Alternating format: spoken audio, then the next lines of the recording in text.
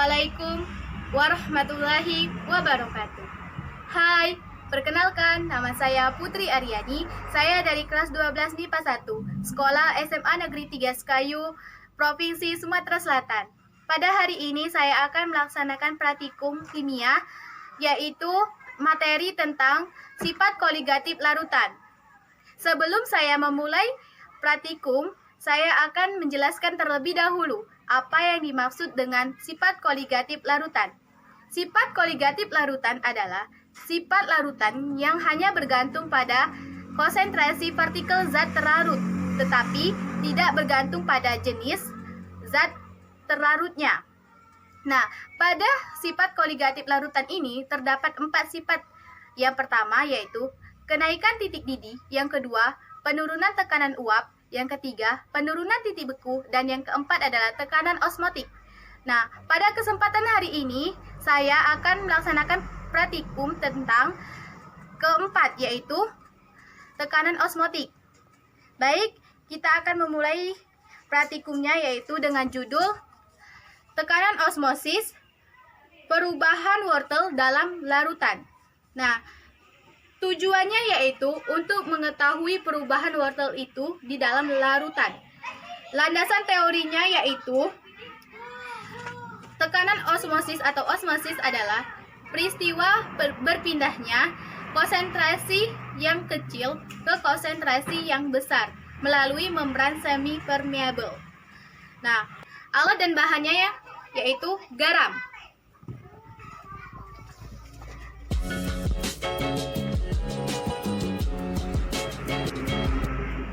Yang kedua yaitu gula.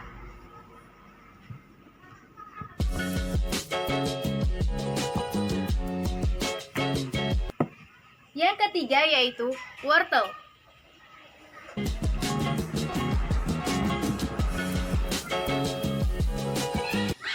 Yang keempat yaitu sendok. Yang kelima yaitu pisau.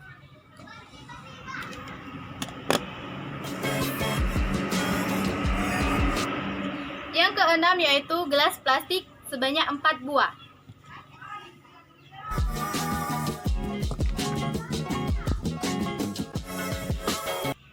Yang kelima yaitu air.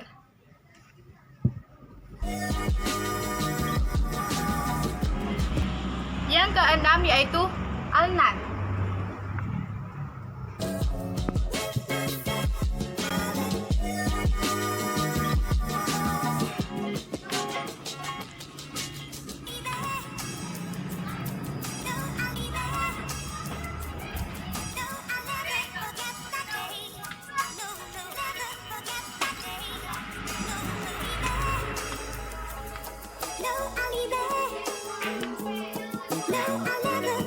Langkahnya yaitu sebagai berikut.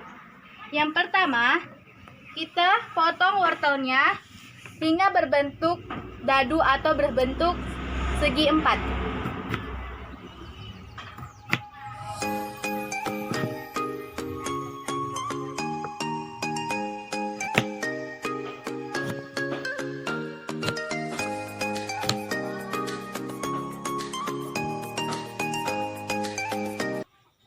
Yang kedua, kita tata gelas plastiknya.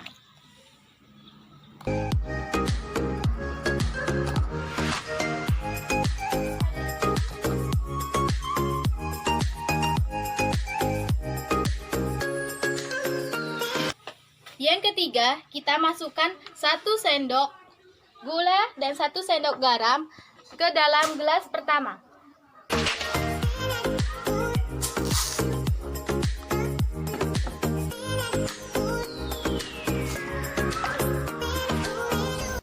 Yang keempat, kita masukkan 200 ml air ke dalam gelas pertama.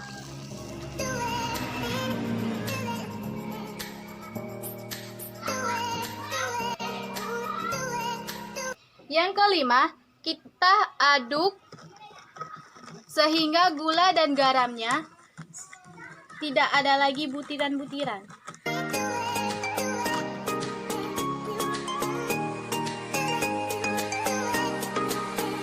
Yang keenam, masukkan 3 sendok garam ke dalam gelas kedua.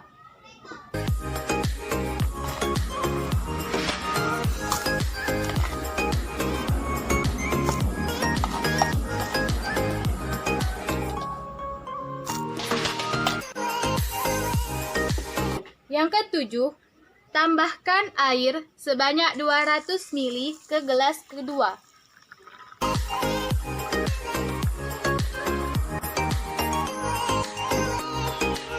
Yang kedelapan, kita aduk hingga merata sehingga membentuk larutan.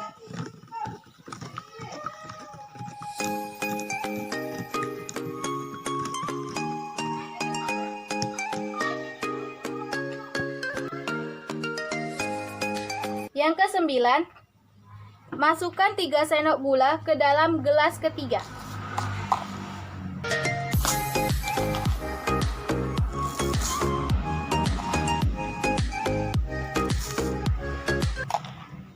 Yang ke-10, masukkan 200 ml air ke gelas ketiga.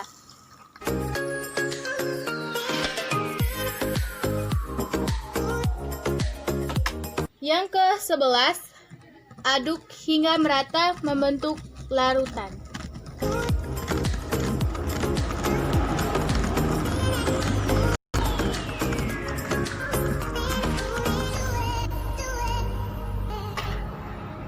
Langkah ke-12, tambahkan air 200 ml ke gelas keempat.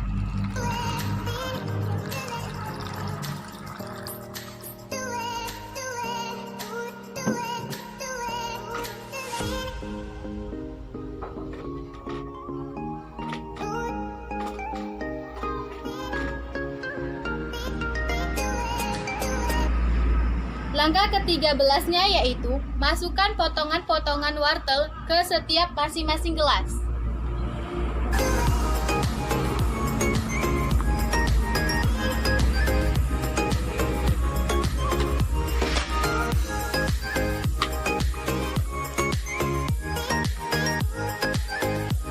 Pada gelas pertama, larutan 1 sendok garam dan 1 sendok gula, wortelnya mengapung dan tidak ada gelembung-gelembung.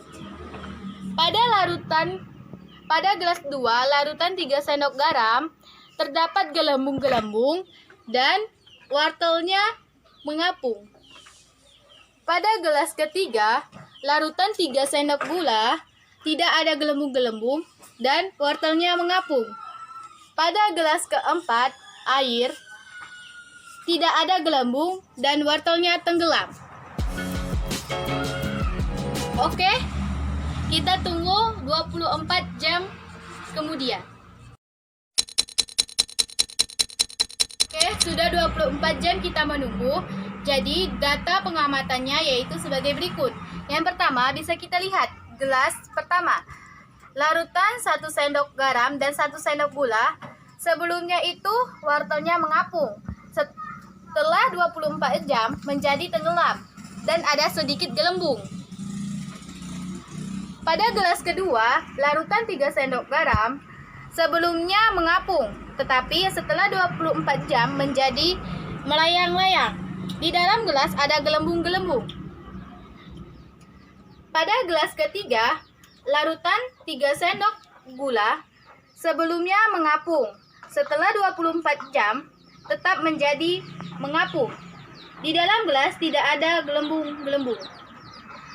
Pada gelas keempat, air sebelumnya tenggelam, tetapi setelah 24 jam masih tetap tenggelam. Di dalam gelas tidak ada gelembung-gelembung.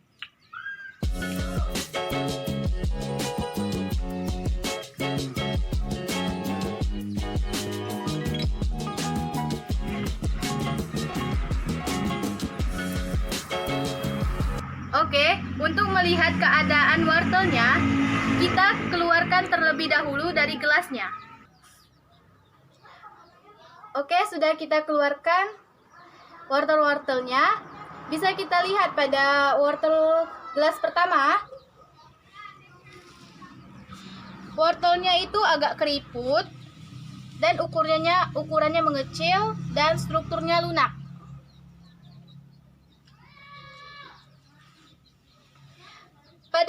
kedua, wortelnya itu lebih kecil, lebih keriput, dan lunak. Pada gelas ketiga, wortelnya tetap sama dengan sebelumnya dan tetap keras. Pada wortel keempat, gelas keempat, ukurannya lebih besar dan strukturnya lebih keras, tetap keras.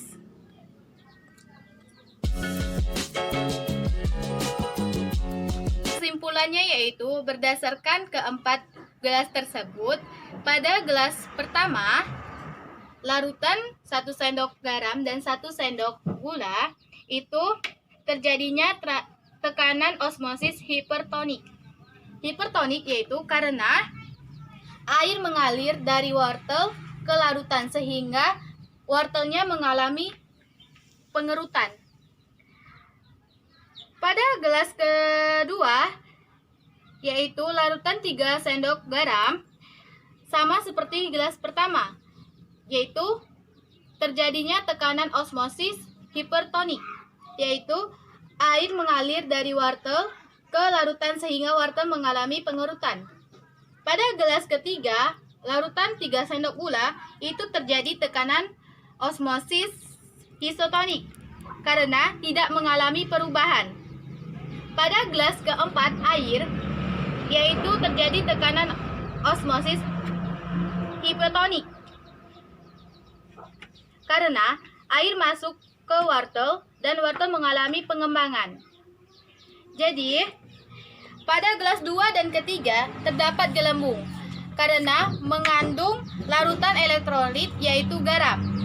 Jadi, tekanan osmosis yaitu perpindahan molekul dari konsentrasi yang lebih kecil ke konsentrasi yang lebih besar melalui semi permeable. Oke, terima kasih. Praktikumnya sudah saya lakukan. Jika ada salah kata saya mohon maaf, kepada Allah saya mohon ampun. Saya akhiri. Wassalamualaikum warahmatullahi wabarakatuh.